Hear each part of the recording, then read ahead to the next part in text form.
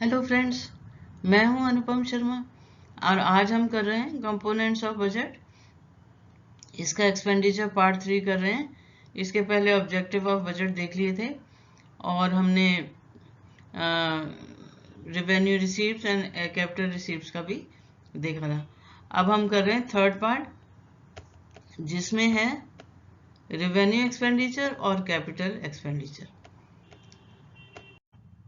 अब हम जानते हैं difference between revenue expenditure and capital expenditure. इन दोनों के बीच का अंतर देख रहे हैं। तो रेवेन्यू एक्सपेंडिचर क्या है? ये इसकी दो प्रॉपर्टीज हैं जो याद रखनी है। पहला है, it does not create any asset of government. Government की कोई परिसंपत्तियों का निर्माण नहीं हो रहा। दूसरा, गवर्नमेंट की लाइबिलिटीज या देनदारी कम नहीं हो रही। दो चीजें हैं, ना तो परिसंपत्तियां बन रही हैं या एसेट बन रहे हैं गवर्नमेंट के, दूसरा ना ही गवर्नमेंट की जो लाइबिलिटीज हैं वो कम हो रही हैं। अब इसके एग्जांपल बहुत सारे हैं।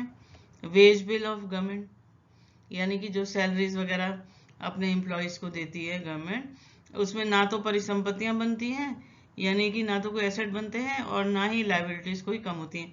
सैलरीज तो हर महीने ही देनी है, इंटरेस्ट पेमेंट्स करनी है। एक्सपेंडिचर ऑन सब्सिडीज, आर्थिक सहायता जैसे आप कहते हैं, जैसे आप सिर्फ गैस का सिलेंडर है उसमें पैसे की छूट है, बीपीएल वालों को फ्री है, राशन फ्री है, तो बहुत कुछ सब्सिडीज दी जाती हैं।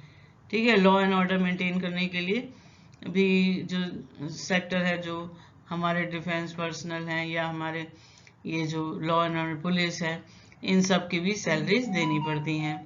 डिफेंस परचेजेस हैं, जैसे बंदूकें हैं, जैसे मिसाइलें हैं, एयरक्राफ्ट हैं, तो ये सब गवर्नमेंट को इन पे खर्च करना पड़ता है, लेकिन इससे गवर्नमेंट की प्रॉपर्टी नहीं बन रही और ना ही कोई लायबिलिटी कम हो रही है।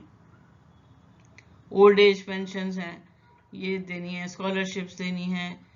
ये सब जो चीज़ें हैं ये गवर्नमेंट की कोई लायबिलिटी को कम नहीं करता और कोई प्रॉपर्टी बना नहीं रहा। Grants by government, state governments को दी जाती है, ग्रांट्स दी जाती हैं, हेल्प दी जाती है, तो ये सब जो है ये सब रेवेन्यू एक्सपेंडिचर में आएगा। कैपिटल एक्सपेंडिचर, इसमें क्या है, गवर्नमेंट की जो एसेट्स हैं वो इंक्रीज होते हैं, यानी परिसंपत्तियां बढ़ती हैं। And reduces liability of government, government की देनदारी कम होती है। ये दो फीचर्स होने चाहिए, तब वो कैपिटल एक्सपेंडिचर कहलाएगा। तो गवर्नमेंट के एसेट कैसे बढ़ते हैं? जैसे कि expenditure on land and buildings, नई नई जमीन खरीद लेती है, नए नए बिल्डिंग्स बना लेती है। अभी देखो लोकसभा का नया बन रहा है ना। इसके अलावा भी सरकार कई इमारतें अगर बनाती है तो ये उनके परिसंपत्तियां बढ़ गई हैं। रोड्स बनाती है, मेट्रो बनाती है, रेल की लाइनें बिछाएगी, हाईवे, ये सब जो है सरकार की संपत्ति बढ़ रही। Expenditure on purchase of machinery and equipment, कोई मशीन खरीदनी है, जो भी सरकारी आपके मान लो हॉस्पिटल हैं, आपके स्कूल्स हैं, कंप्यूटर सारे हैं, हॉस्पिटल्स में मशीनें हैं, इक्विपमेंट है, तो ये सब है कैपिटल एक्सपेंडिचर, क्योंकि सरकार की परिसंपत्ति बढ़ गई है। अगर किसी बड़ी कंपनी के शेयर्स खरीद ले, मालिकाना हक मिल जाए, तो लोन टू स्टेट्स को लोन देती है states, loan to state government, and repayment of loan से लायबिलिटीज कम हो जाती है। इन सब से परिसंपत्तियां बढ़ रही हैं और पेमेंट को लोन वापस कर दिया तो हमारी लायबिलिटी जो है गवर्नमेंट की वो कम हो गई। तो ये दोनों इसमें फीचर्स आ जाते हैं। अब हम बच्चों कर रहे हैं revenue budget and capital budget. Revenue budget में इंक्लूड्स रेवेन्यू रिसीट्स, ये होती हैं राजस्व प्राप्तियां, और रेवेन्यू एक्सपेंडिचर, राजस्व व्यय, दोनों को मिला के बनता है। हम टैक्स वगैरह से ये रेवेन्यू रिसीट्स प्राप्त करते हैं, नॉन टैक्स वाले भी होते हैं। तो ये जितनी भी रिसीप्ट्स हैं इनसे हम सरकार के पास पैसा आता है, एंड रेवेन्यू एक्सपेंडिचर, इसी और खर्चा भी किया जाता है। तो ये जो खर्च किया जाता है लोगों के वेलफेयर के लिए किया जाता है, जैसे मैंने बताया कि सब्सिडीज देते हैं, डोनेशन देते हैं, अभी सिलेंडर की बात की थी, अभी स्कूलों में मुफ्त शिक्षा दे रहे हैं, मुफ्त इलाज हो रहा है, बीपीएल पे जो बिलो पॉवर्टी लाइन लोग हैं उनको सस्ते दामों पे राशन वगैरह प्रोवाइड किया जाता है। ठीक है, तो ये इसकी प्रॉपर्टी क्या है, it does not create any asset for the government की कोई परिसंपत्तियां नहीं बन रही और ना ही सरकार की लाइबिलिटीज में कोई कमी आ रही है। ठीक है, तो क्योंकि अब हमने देखा कि इसके अंदर चाहे उन्होंने लोगों के वेलफेयर के लिए काम होता है, चाहे सब्सिडीज हो, डोनेशंस हो, तो ये जितने भी खर्चे हो रहे हैं वेलफेयर के लिए हो रहे हैं। Capital budget includes capital receipts and capital expenditure. तो ये जो है दोनों कैपिटल रिसीट्स और कैपिटल एक्सपेंडिचर को लेता है। It impacts liability as well as asset of government.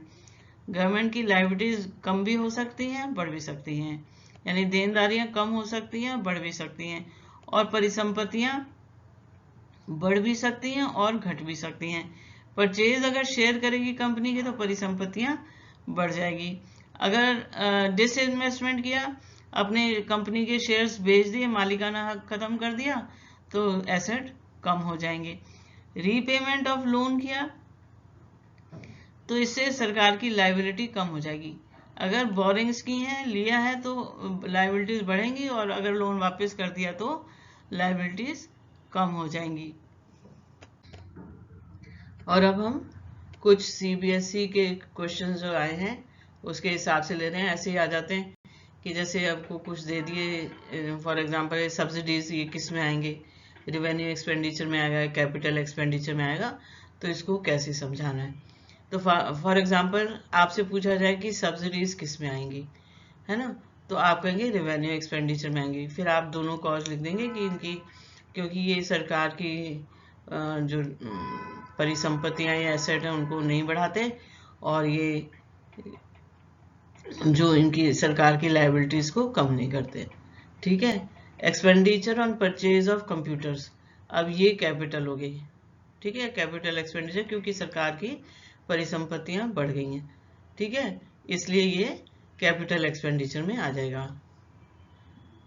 अच्छा, expenditure on collection of taxes, जो लोग टैक्स इकट्ठा करते हैं, यानी जिनको पेमेंट की जाती है टैक्स इकट्ठा करने के लिए, ये भी आपका रिवेन्यू एक्सपेंडिचर में आएगा, क्योंकि सरकार की ना तो परिसंपत्तियां बढ़ी हैं ना लायबिलिटीज कम हुई हैं। फिर उसके बाद एक्सपेंडिचर ऑन स्कॉलरशिप्स, ये आपका रिवेन्यू एक्सपेंडिचर में आ जाएगा। अब दोनों चीजें आपने दोनों उसके फीचर्स बोलने हैं। Expenditure on a building of a bridge, again capital आ जाएगा, क्योंकि सरकार की परिसंपत्तियां बढ़ गई हैं। Grants given to state by government, revenue expenditure. ठीक है, रीपेमेंट ऑफ लोन्स, ये कैपिटल हो जाएगा, क्योंकि सरकार की जो परिसंपत्तियां हैं वो लायबिलिटीज जो हैं वो कम हो गई हैं। ठीक है, कंस्ट्रक्शन ऑफ स्कूल बिल्डिंग, ये फिर से सरकार की एसेट बढ़ गए हैं। ठीक है, तो इस तरह से हम आंसर इसको करेंगे, पूरा आंसर देंगे, जैसे मैंने दिया वैसे आपको आंसर करना है। Plan and non plan expenditure. Plan expenditure वो है, it includes revenue and capital expenditure.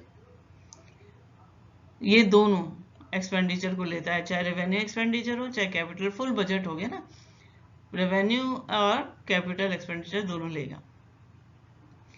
It includes specified programmes of government के सेट प्रोग्राम होते हैं, उसका प्लान पहले से ही बन जाते हैं, 1 साल पहले अनुमानित होता है, हर बजट इसमें आ जाता है, तो कितना रेवेन्यू आएगा और कितना खर्चा होगा, कहाँ कहाँ खर्चा होगा, जिससे देश का विकास हो, रेलवे बनेगी, मेट्रो बनेगी, हाईवे बनेगी, हॉस्पिटल बनेंगे, क्या बनेगा।